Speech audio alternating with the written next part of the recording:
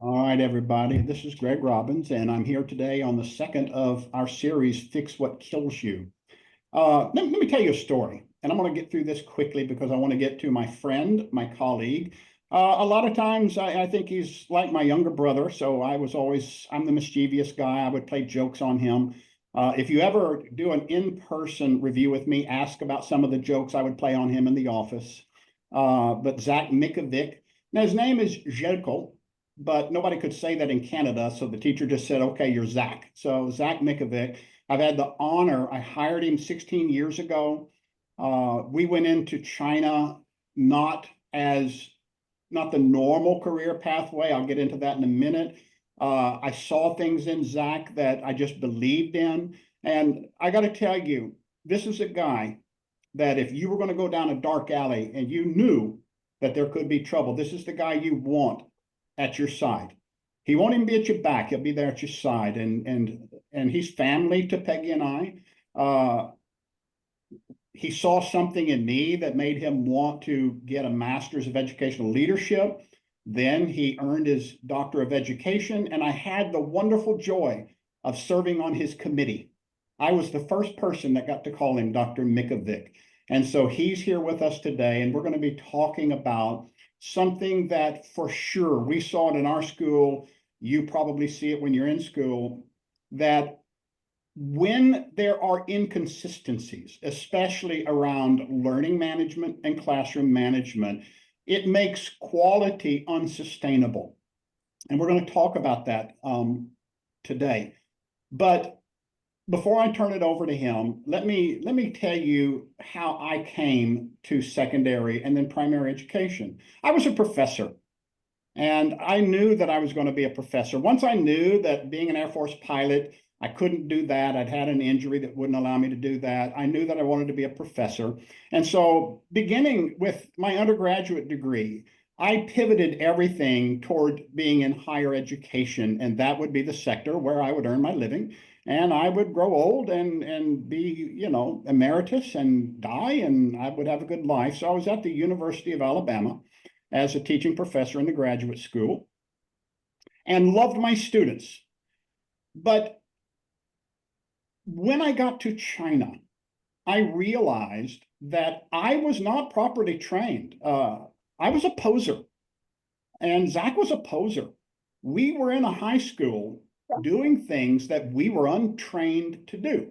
So when you're a professor at university, there are no classes that teach you how to be a teacher.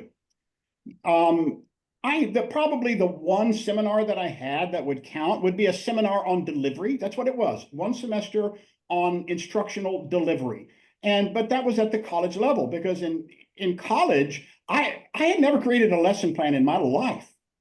Your syllabus, that's where you were going to go. That's what the students were going to learn.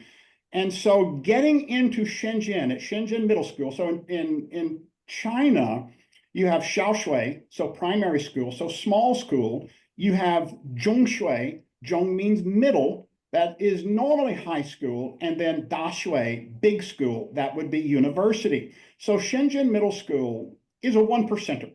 Those students really were one percenters. And I got to Shenzhen Middle School, and very quickly, so Zach was the first person that I hired before I went to China.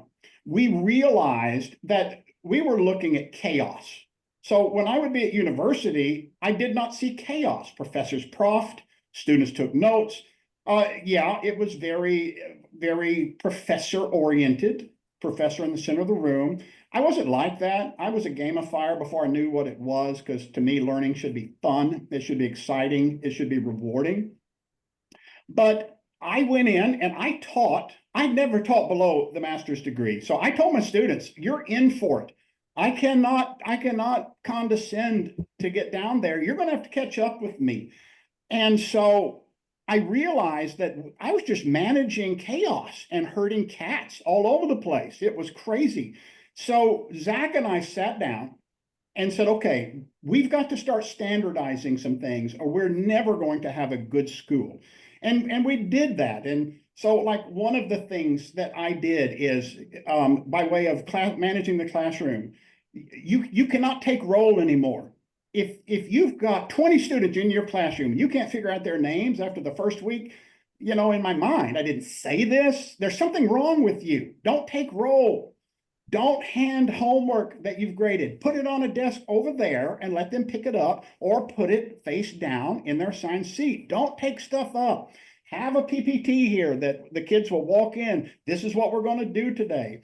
And Zach and I found out that we were saving 5 to 7 minutes a day, which ended up giving us 20, 50-minute hour extra days a year of instruction. And it helped our kids. We then homogenized what was going on in the departments. And so as Zach and I started getting into schools, we realized that there's a lot of inconsistency. And so, Zach, I'm going to toss it over to you now, but I'd like for you to do a favor for me. And I'm going to move you to the center of my screen so I can look at you, Zach.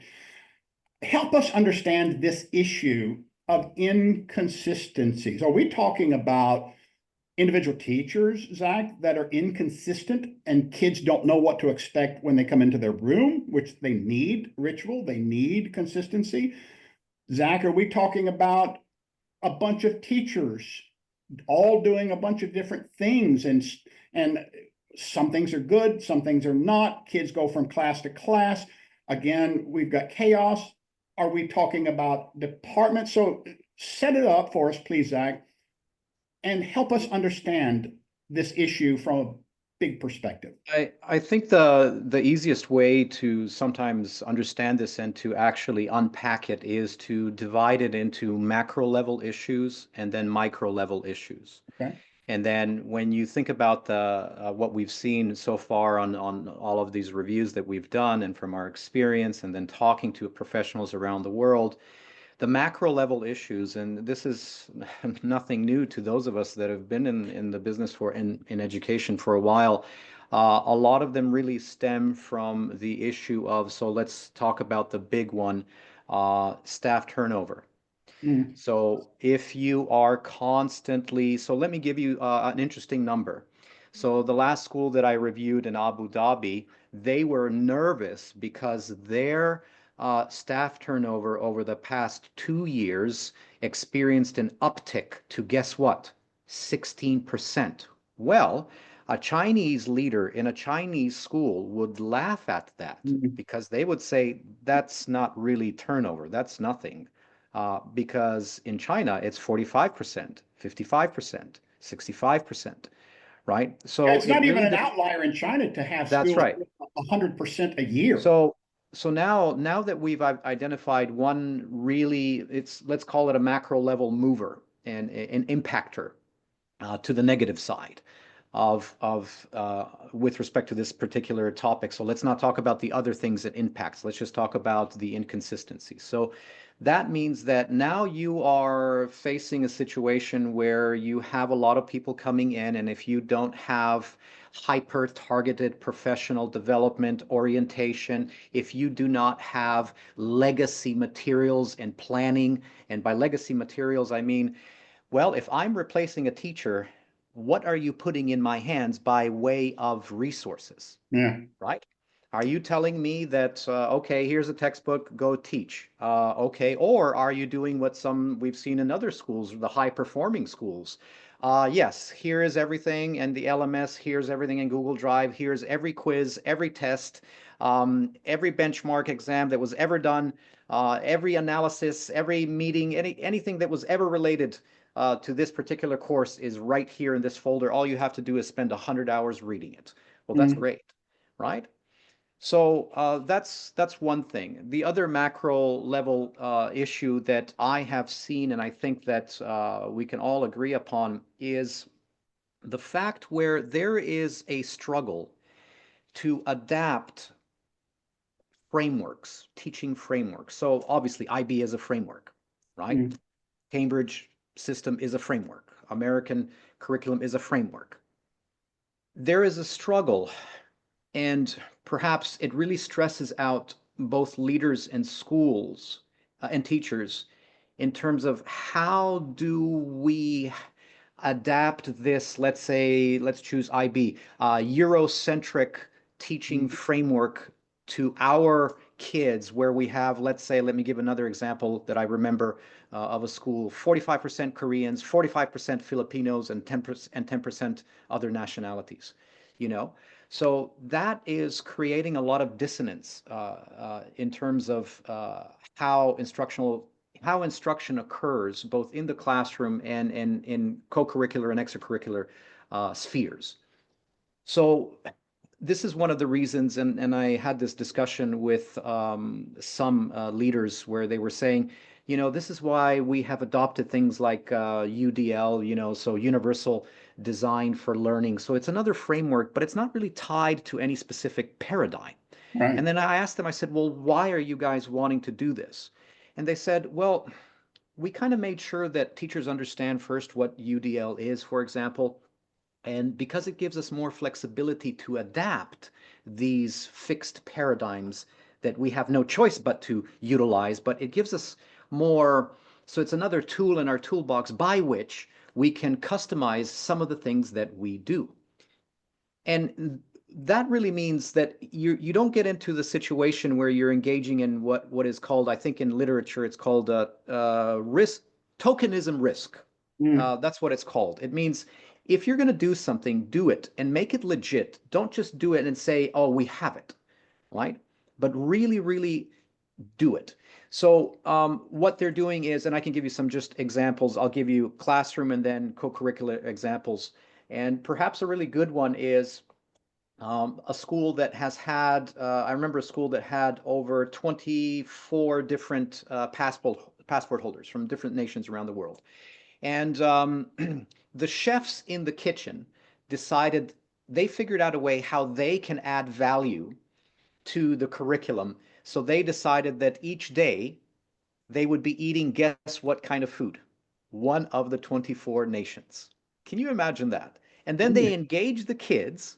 The kids would do a little presentation. So, you know, they display the plates, you know, sometimes not so appetizing. They look kind of plasticky. They cover in plastic. But, you know, the kids would do these, you know, storyboards and explain what each item is. They would really take it apart, each thing. And this is what you put in, these spices. And this is why these spices are healthy for us.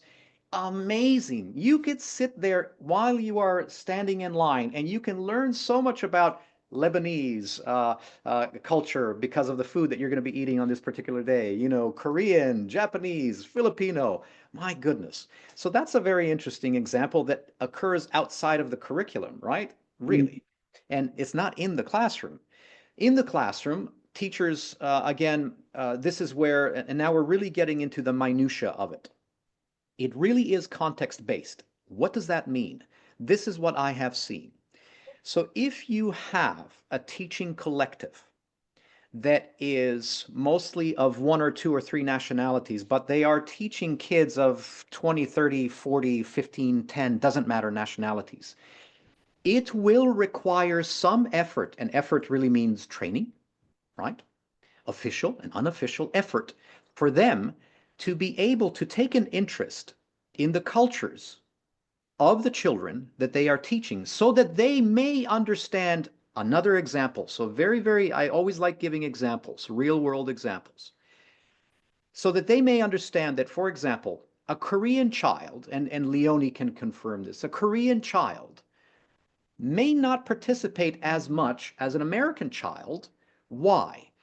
Because critical thinking in North America, let's just say North America, requires a little bit of courageous conversations with or against the teachers sometimes. But that's part of the learning process. A Korean child would never do that. They would never challenge the authority in front of them out of respect, not fear, out of respect. The same goes with Japan, right? Same goes with Singapore, right? So I keep going back when schools tell me, how do we fix it? Well, the first thing that you have to understand is your context.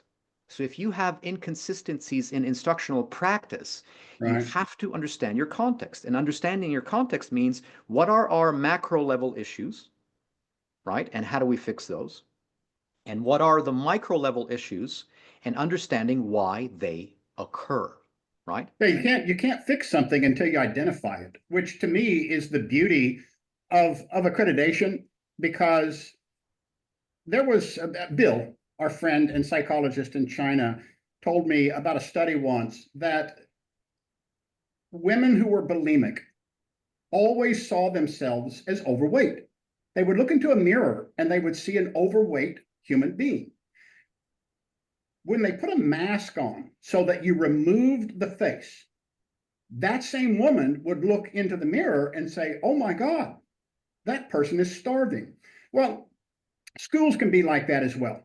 We look into the mirror and we do not see what is right, what is wrong. It's hard to diagnose ourselves, which is the beauty of accreditation for me.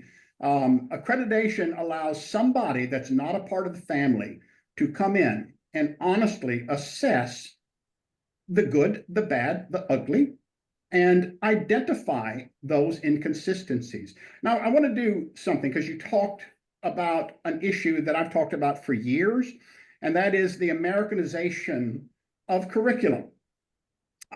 So much of what we do, even as lead evaluators, what we do is so American centric because it began there. But these schools, whether they be British, IB, American schools, you're exactly right. They are very Eurocentric, very UK centric, very American centric. The curriculum is, the instruction style is. So I want to hear about that. That's an inconsistency when things are askew from one another.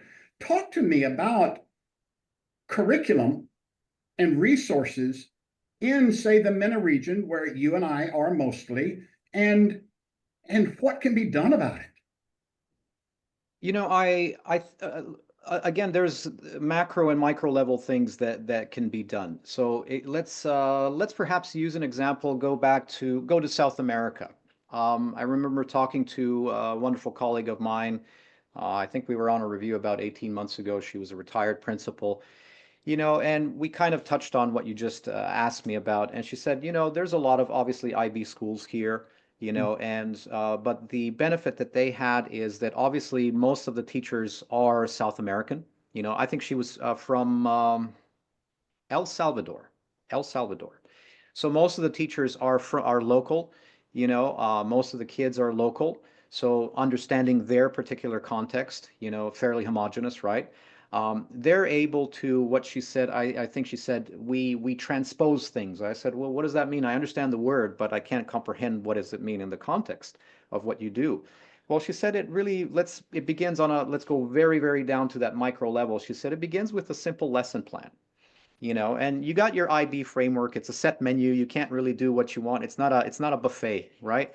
So you got to do certain things, but nobody really says, and there's no prescription that says you must be talking about these types of projects, these types of folk tales. And I mean, it really starts with the teacher, where the teacher says, listen, we're going to do Mark Twain, but we're also going to do some of our stuff. And we're going to go down to Uruguay and look at some of the literature from over there. So yes, the first thing I know what a lot of people are probably thinking, well, that's not always possible because the math teacher is saying, well, I can't do that. Of course you can't, right? But it really goes down to that individual teacher where they realize that, okay, our kids are going to feel disconnected from this Mm, particular curriculum. And why is that a danger? Well, I don't have to explain to this panel why that is a danger because they simply stop wanting to learn, right?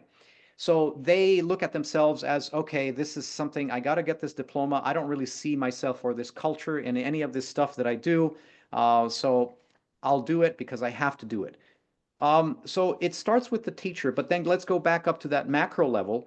There has to be a recognition on a school-wide level, organizational level, where they say, where the entire collective is acknowledging this as part of their perhaps maybe vision and mission, as part of their training, where they're saying, listen, we want to make sure that our children feel that their culture has some kind of foothold and root in this school and curriculum and what we do. We don't want them to feel like we're trying to Americanize them, right. right? And that's something that we always told the Chinese parents, and We and did. of Yeah. course the Communist Party commissar that you mentioned. When he realized that that's not what we were trying to do, that's when he left us alone, basically. So it is about macro level guidance, recognition, sustainable policies that then translate into the micro level minutia. Joe Smith and Jane Smith in the classroom understand how they're going to apply this in their classroom teaching practices, and even with how they assign homework, and even with what they decide that they're going to do with extracurricular stuff. So it's really all encompassing. What So we did, and if and you then remember, at Shenzhen Middle School, we got down to that teacher level, but then we took teachers that were teaching the same courses. So, pardon me, say honors English. Those teachers would meet together. They would agree on learning resources, so tertiary learning resources, and we literally had them align everything. What one teacher was teaching today, the other two teachers taught. The same learning resources, even down to quizzes and formative and summative exams within departments. The teachers got together, and we just did not allow inconsistency across subject areas. Do you think that's a fix for schools regarding, say, like this with cultural representation? it is actually, and that's essentially, you're dovetailing into what I was essentially talking about. So let me give you one more example that will extend that. So let's go to Egypt. Let's think about for one moment how rich their history is. Mm. All right. Now, think about a school in Egypt that's doing IB, and imagine that they very rarely have any connection to their own history. Mm. Everything is Eurocentric, everything is classically Western centric. So I'm thinking about a particular school that fixed that in a couple of different ways, but one is I saw something in their lesson plans that I thought was really cool. A lot of schools do it, but it was especially relevant for them to do that because it's Egypt. And in their lesson plan, they had a 2-page lesson plan. And at the bottom, they had, there's a lot of compartments, boxes, things like that. And they had these 3 little compartments at the bottom of their lesson plan. And one compartment said, okay, this is how this lesson and what you have learned from this lesson connects to our mission and vision. Great, Love perfect, that. right? In another compartment, they had one thing that said, this is how what you have learned in this lesson connects to our cultural values. Amazing. Mm. And I'm not talking about check boxes, right? It wasn't, does it connect to our cultural values? Yes, no, checkbox. No, no, no, no. It actually articulated, right? How, in 2 sentences, how? Because it doesn't need to be complex, because every child in that classroom should be able to articulate in one Right. sentence, how does this connect to our cultural values? Well, this is just similar to the story of such and such from 100 or 50 or 500 or 5,000 years ago. Great, right? Well, this example is no different than this historical example in our history, right? The same thing or similar thing happened. And I thought, they have thought about this. And then we engaged in conversations, and they said, yeah, we felt that, okay, we have this set menu that we're given, IB. We can't really do much with it, but we don't want our kids. I mean, we're Egypt. That's what they kept saying. We're Egypt. Did you see the museum, Zach? I said, yes, you had artifacts that were 250,000 years old in that museum over there, right? We are Egypt. We should have our kids understand how a lot of this stuff connects, because if you're constantly looking at outward into the world, these kids that are from a culture rich country, historically rich country, will think that they are lesser than. And Mm. I thought, amazing. So I knew that what I saw in the lesson plan wasn't a coincidence. And I knew that because it was embedded in a lesson plan, that it came from the top as well, Yeah. right? Yeah. So I hope that answers the question. So it's a copacetic situation where it can't be just one teacher realizing it. It has to be driven from the top. It has to be sustainable. It has to be planned out, and then it has to be implemented But let constantly. me take the next step, because as a professor, I tenure track professor, I would no more have listened to even my dean telling me how I was going to do something. But you and I stepped into a school and we aligned everything. Um, Talk to me about teacher autonomy and standardization, because they Mm. almost seem like they're against one another. Um, how do we allow and promote teacher autonomy, the personality, and I, uh, yet I, say you got to do this?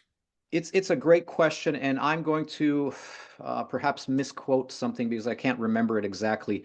It's from a book that I read, and they describe that very topic as a polarity. Polarity is something that you cannot resolve. You can only manage it. Because think Mm, about the magnets, right? So a polarity. So obviously there's always going to be tension between the two. You can't go too far in one direction because you're going to break the other side, right? And then the issue, and I think we've all heard a lot of teachers over the years complain about um, managers and I don't know HODs and principals and messing with their classroom autonomy a little bit too much. So we don't need to unpack that. So then going back to the question is standardization, we have to we have to acknowledge certain verities related to it. And what we have seen in high performing schools, and mm, let's just use some examples like perhaps I'm going to use one that we all know about, the basis school system. that's good. So when you look at their curricula, everything is really, really fleshed out. Everything is standardized. A lot of things are standardized. Um, and you cannot get to what I call that rarefied air level, which is that top 1%, if you don't have standardization. I And agree. I think that one of the important things that teachers need to understand, and this is a conversation that leaders need to have with teachers, is that it's it's a necessity and inevitable if you wish to transition your school into that top 5%, top 10% globally or nationally or whatever, right? So you have to acknowledge the fact that it has to occur. So Mm, what does that look like? Well, obviously, an easy face of standardization is something like an LMS, right? A learning management system, right? So here's the problem even with that, though. Here's what occurs. So I'm going to give you an example. Again, very specific one. So imagine that your school has an LMS. You're using Manage Back Power Schools, whatever you're using, Canvas, doesn't matter, Blackboard, they're all great. And you pay a lot of money for that. But then I'm a kid and I walk into one teacher's classroom. And in that teacher's classroom, the teacher has the same tools that all my other teachers have. But this particular teacher, I don't know what I'm doing in his class 2 days in advance. right. I don't really know. But in my other teacher's classroom, I just came from his classroom, by the way. And that teacher, on his Canvas calendar, he has the lesson plan that I can't see, but the parents can see, the HOD can see. It's only visible to them. He has the PowerPoint of the day that us, the students, can see. He has the reading electronic of the day that all of us students can see. And guess what that teacher has? And this is why he's one of my favorite teachers, because I can see what I'm doing in his class all the way until the end of March. And something tells me that that teacher probably has stuff done for the entire semester. They're just not visible to me at this point, right? So think about that. A school resolves an issue related to standardization, but because of its inconsistent use and application across, let's call it different levels, sections, and it doesn't really matter, different teachers make different use of it, but to that student, it is painfully obvious that there's something wrong with respect to the school management, right? A student can figure that out because they will ask themselves a very simple question, a fundamental question. But something like Why that. why do I why can I have access to this with this teacher and I can't have access to it with another teacher? There is no rhetoric that is within reason where someone can explain to you, well, in math you don't need to know what you're doing too far in advance. A student will reject something like that. So that's one example, But right? that's only fixable from the front end. That's right. You can't fix that from the back end. So So then, that means that you've got to, at the time of hiring, do one critical thing. This is required of you. Expectations. We used to check that with Cognia. Tell me the expectations that these teachers and department leaders have, because on the back end, once a teacher or department leader isn't doing it, it's going to end badly, because for you to go back and say you got to go do this thing, that's a breakup, that's a divorce not, going yeah, on right yeah. there. And so, but And it you're going to goes. have some terse conversations with teachers Absolutely. because of that. So Yeah. that has to be done. That's leadership on the Right. front end. Set So that teacher down, onboard them. Every day you've got to do this. So McDonald's, Coca-Cola, KFC, to talk about the corporate sector, I think it's very obvious as to why they have become so successful. And it really is that standardization trope. It's not even a theme, actually, right? Mm, So when you translate that into another organization, it's a school, it's obviously different, but it works. The mechanisms by which you standardize things are actually very similar. they are. So, and what you were talking about on the front end means that yes, you will have fleshed out policies. People will be aware of why we do the stuff we do in the manner that we do them. They But have to by the way, document it you cannot give a policy book to a human being and trust that without. through it. That's right. You've got That's to right. go through those policies with That's them. right. Um, because look, human beings, who wants to pile through a 46-page policy? Nobody, and nobody will. Nobody Nobody does. will. Nobody But does. if you spend time helping Yes. them understand why we do these things the way they do them, they see the value in them, and that's part of, we've all read the literature on managing change. That's how you get people on board doing Well, things, but right? you also have to distribute leadership, because if you're that Lone Ranger principal, who everything, you are the valve, you are everything at that school. Not, yeah, the Because machine's not going to work for you. yeah, you should not be the one reading that Right, handbook. That should be a right. departmental leader or a senior teacher, somebody that you trust to get that message across. Because yeah, and in fact, I guess about 2 years ago, I'd moved here to Belgrade and was talking about exactly what you said, standardization. And I was away on a review, and one of the members of my team, and a good friend, but said, "Look, but we're not trying to make McDonald's and KFC and Coca-Cola. We're trying to build high-performing schools that are more akin to a fine dining restaurant." And I kind of chuckled. And the guy who's a good friend of mine now, you know him, he served with you before. He said, what are you laughing at? I said, "You've obviously never been into the kitchen of In a restaurant, of a yeah. good restaurant." He said, "What do you mean?" I said, "I'm a chef. I'm a certified chef. You go back into that line, into that kitchen, everything that every chef does is standardized. You cut your onions one way, you do this, and the executive chef is going to make you do it the right way." So whether it's McDonald's or that really good restaurant, they succeed and they make money because they standardize things. Yeah. And that's why I often talk about this macro, micro level, because a lot of it, for sustainability's sakes, you have to have things that are driven from the top. They have to be embedded in institutional architecture, documents, and they cannot be just espoused values. They have to be enacted. So that's where you get down to the granular level. So let me give you one more example of one school, for example, just a simple example of standardization. So I think it was a school, if I recall, in Egypt, where they did have complaints from parents that were highly, oh yes, so now I understand. The school had parents that were highly, highly educated, and they wanted to be involved. And obviously they wanted to do, guess what, with their kids?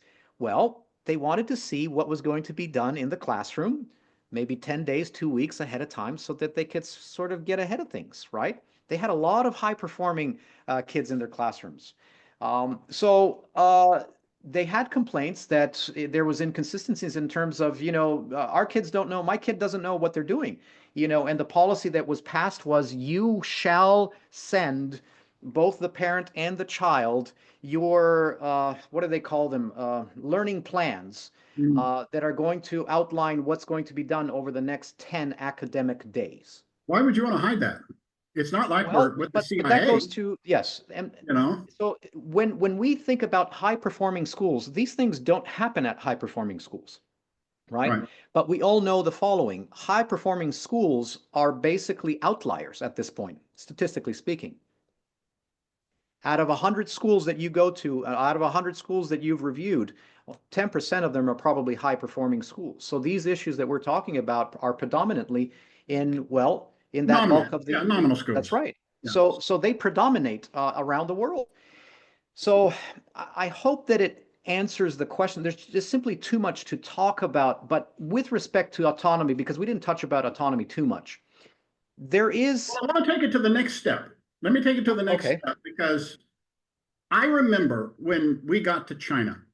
And you remember we were on the ground floor at first, and the rooms right. all had a color. You had the blue room, I had the purple room, and I got in, and Gao was, giving us the grand tour because I'd met with all of my teachers, and we walk into a classroom, and at the very front of the classroom, and I like the chalkboards that could move up and down, very, very college, but there's this platform, and on top of it is the Yes, lectern. yeah, Yeah, and I said, "What is that?" And they said, "That's your stage." yeah, So it was a horrific way for a guy like me. I don't want to be up on that stage. What am I doing, Shakespeare up here? And yeah, so, yeah. we totally changed that. But one of the biggest inconsistencies that I do see in schools, even very good schools, is that you don't have a unified approach to learning. You still got some very, very teacher centered, I'm on my stage platform, and I'm in the middle of the room, I'm at the front of the room, and then you've got people that that are more like what I like, which is managing that wonderful learning chaos. You got a plan. I call it plan spontaneity. And it's only later that students come up and said, "Oh, you said this thing 3 months ago, getting us ready for today." So, and let me take it a little bit further. It shocked me, and I think, Muna, it was your school because I always gather the teachers in at the last day, put them into breakout, and I take 4, 4, 4, and 4, and I say, I want you guys to share your best practice with each other. Then decide which one of those 4 practices is the best for your group. Then the groups shared it out, and then all 16 teachers get together, and I want to know the one best thing that is done at this school. Um, a physics teacher, said the following, and I was totally biased to the way we do things in the States. I figured the whole world wanted to go to America. I know our kids in China did. He said, the very best thing I do is lecture. Well, I mean, I can lecture, that's fine. And I said, okay, why is that? He said, because most of our kids are going to be going to school here in Jordan, and they lecture in Jordan. I was bumfuzzled. What? How many of your kids want to go? 9%. Why are they coming to your school? The parents love the way we do school. Okay. So, Zach, how does a school deal with that mashup of some 21st century learning and very mid 50s postmodern? There the teacher is at the That's right. chalkboard. So let's go back and allow me to re-anchor to something that I mentioned when we started this conversation. I use the word context-based. It really is about your context. Okay?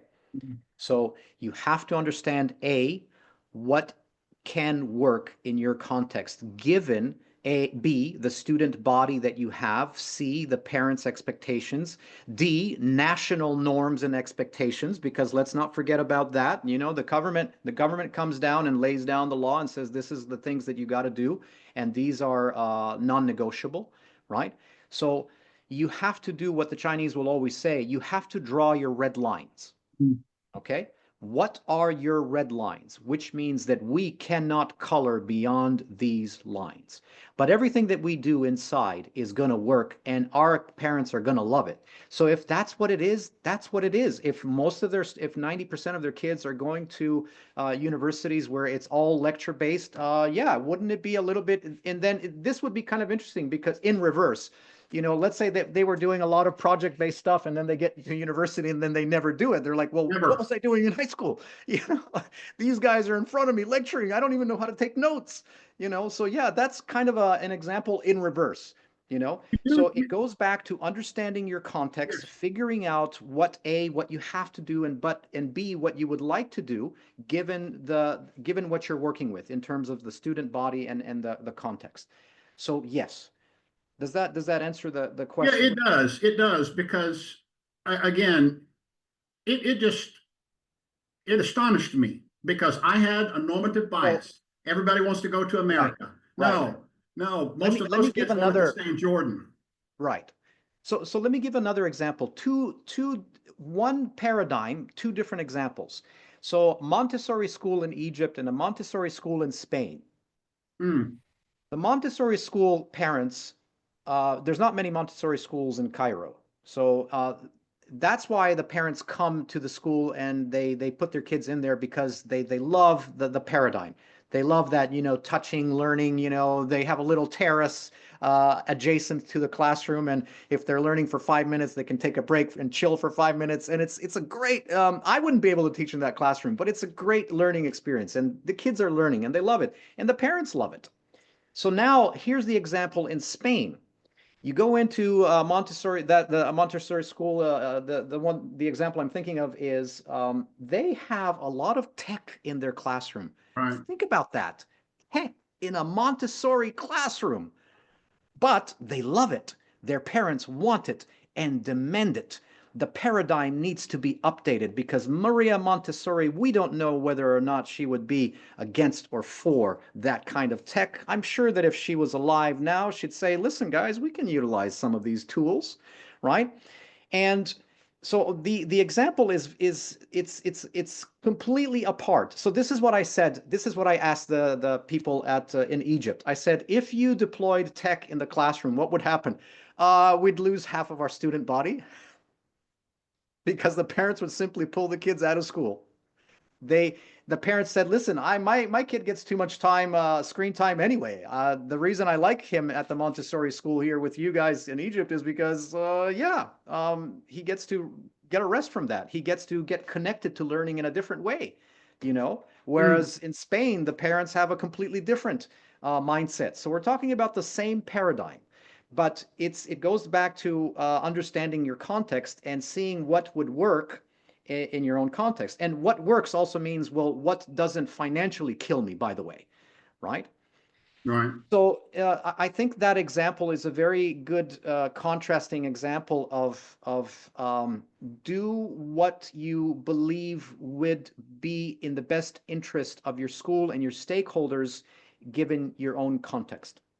And I want to get into PD here in just a minute, but I tell schools, and you and I, when we were in China, uh, you're exactly right. You've got to know your students. You've got to know where they want to go to university. You've got to know what they want to study. What majors do they want? Because all of that goes into your curriculum and instruction. And private schools are business. That's a fact. Public schools are different. I'm going to admit that person. So let's say that you're in a school that is mostly going to go to a lecture university. So even in America, you go to Berkeley, you're in there with 5,000 people. You're never meeting your Sure. professor. Yeah. Okay. Yeah. But is there room in that school for outlier type learning? Because you may have a group of students that really plan to go to this kind of school, say a Brown or a Middlebury or something like that. So while do you think it works for the school? They got the money to say, okay, most of our learning is going to be this because you're going to get that in our country. But we have a portion of our students that are going to leave, that 9%.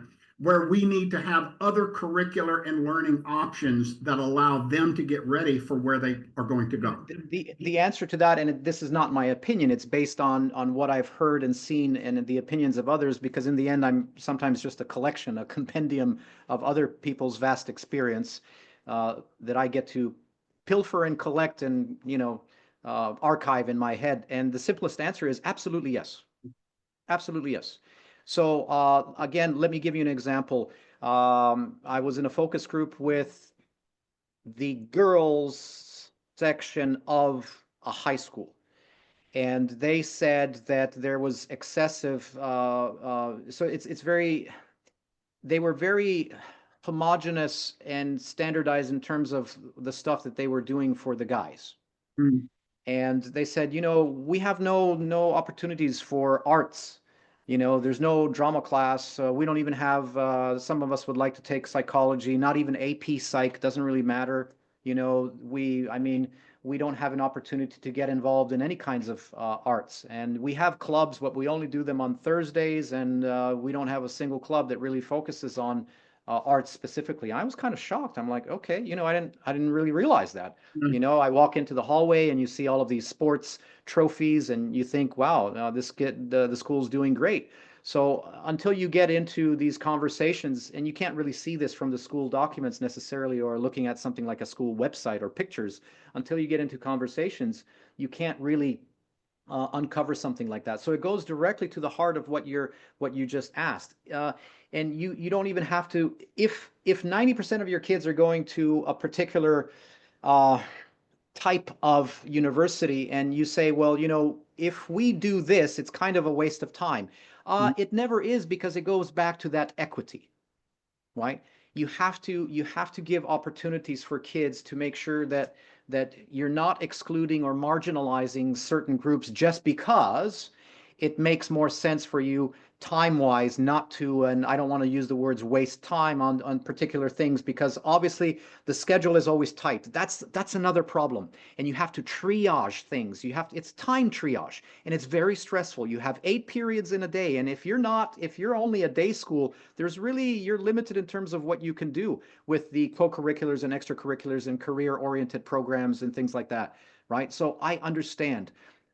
I didn't bother to ask the leaders at the Egypt school, why is it that you didn't have these opportunities? It was none of my business at that point to Sure. get Yeah. into something Yeah. like that, right? But uh, it is a balance that has to be struck. That's why I said absolutely yes, because you cannot be excluding entire groups just because most of the student body is going to be going to this type of higher education institution. And then also, let's not forget about one thing. We're here to educate kids and give them opportunities. It's not all just about going to university, No, right? that's what we talked about last It's week. not, You yeah, want to build yeah. well-rounded people. Yeah. All right. So So, what your question is relevant all around the world, and this is what transactional business type leaders think about all the time. You will have a board member that will simply triage it and say, no, we're not doing this because it's a waste of time. Our kids, I understand it. I understand it. It would be fun, but most of our kids are going to be going to these schools, so thus, there's just no way we can squeeze it into the schedule. all right. I'm going to go to the Muna last has topic. a question. Go to the last topic here, and then I see Muna's got her hand raised. Muna, I'll get to you Yeah. in just a minute. So you and I changed our hiring metric back in 2012. We stopped hiring aptitude because we Yeah. hired some really, really good people by way of aptitude. They just were not good in the classroom with children. So we put attitude as the first thing. I can't change attitude. I can change aptitude. So talk to me about the role of PD in trying as best you can to take these inconsistent practices and at least get them kind of close together so that students know from class to class what to expect. So talk to me about PD for a moment, and then we'll open the floor up for questions. So if the reason I use the word architecture is because PD is an architecture. And if you let's think about the very foundation of something like that. So we start from the bottom. We start with the foundation. And the foundation of that particular kind of architecture is, well, obviously, institutional documents, professional development plan. You know what you want to do, why you want to do it. You know why the PD sessions you do are the ones that you want to do because you use data that informs your PD. All of that is great, right?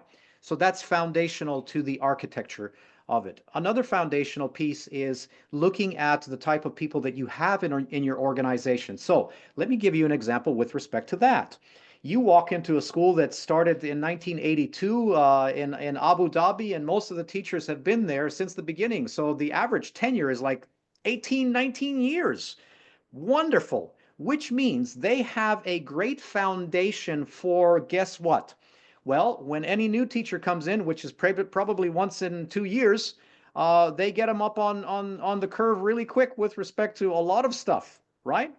But now let's transmute that into an opposite example where you have high turnover, right? And your staff within one accreditation cycle, and I see Cindy knows this. You and I know this when we do reviews.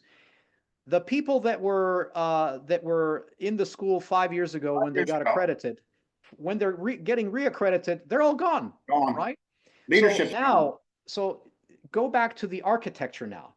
Architecture means you have this stuff that's written and codified that exists. Legacy stuff. So that's legacy. The word legacy is thrown around quite a bit, but a lot of people tend to drive a bus through it and not understand what it really means, right? So you have legacy, and you will always have someone from whom there can be an outgrowth of legacy knowledge. You're not going to lose every single person in your school. So if it's the top leaders, then so be it. If it's some of the teachers, then so be it. So I gave you an extreme example where of the Abu Dhabi school where they're in a very easy situation with respect to that, right? So their PD becomes very easy for them, right? But if you're in a school that's, let's say, middle of the road, maybe they have normal turnover, whatever normal is in any national context, then you have to have firm policies. You have to have the red lines. You have to have the knowledge base from which people get informed and trained, right? Another good system that we've all seen is the shadowing, the mentoring. You get someone, everyone calls it a different name. The last school called it shadow peer.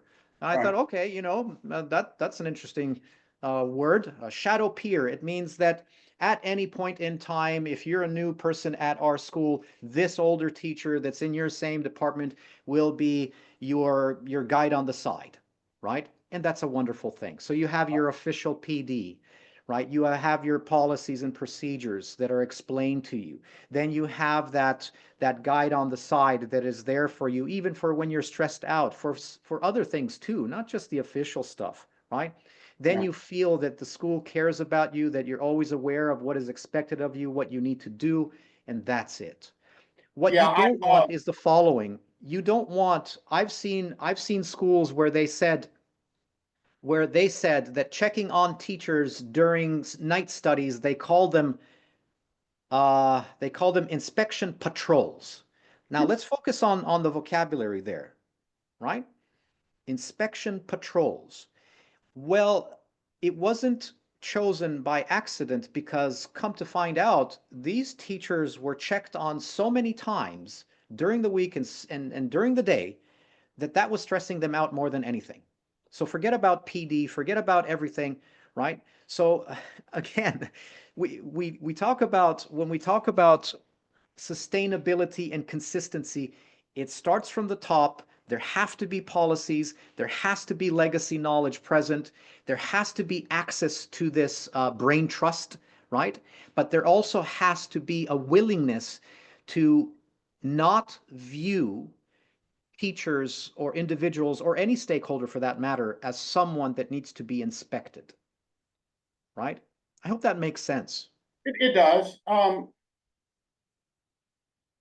It begins at another place, though, and your dissertation actually went to this because your dissertation was about, how teachers perceive leaders, especially the principal, goes the distance to do they want to get better. It really begins with your leadership, and leaders at every level, they have to be consistent.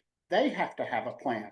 Right. They have to have the things, because if a teacher, you bring a teacher on and that leader, whether it be the direct supervisor or the principal, if that leader is not consistent, does not have routine, does not have habit, does not have ritual, then why would I want to do that, even if they tell me? And you know, as I look, the one thing about getting on LinkedIn, teachers and mid-level leaders come and go out of schools like the tide.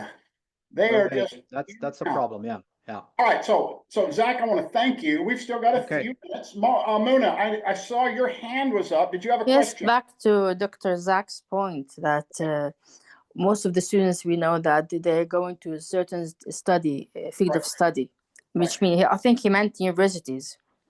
Yeah. Well, so I just want to point out that nowadays we are focusing more on the BTech and vocational studies in schools. We're aware of this importance of this point. And as for sustainability and standardization, I think it's very important because it makes teachers know that they have to give more. They are we perceive that they should do more, the best they can. Although at some points, as Dr. Zack just pointed out, sometimes they let's say they think that they don't have much to show or to reflect on in their educational process. For example, if you remember the focus group you had with our primary teachers, they were very that worried or afraid to speak up what they do in their usual day, because they thought that they should say more than that or be more sophisticated to express themselves. So I was really angry.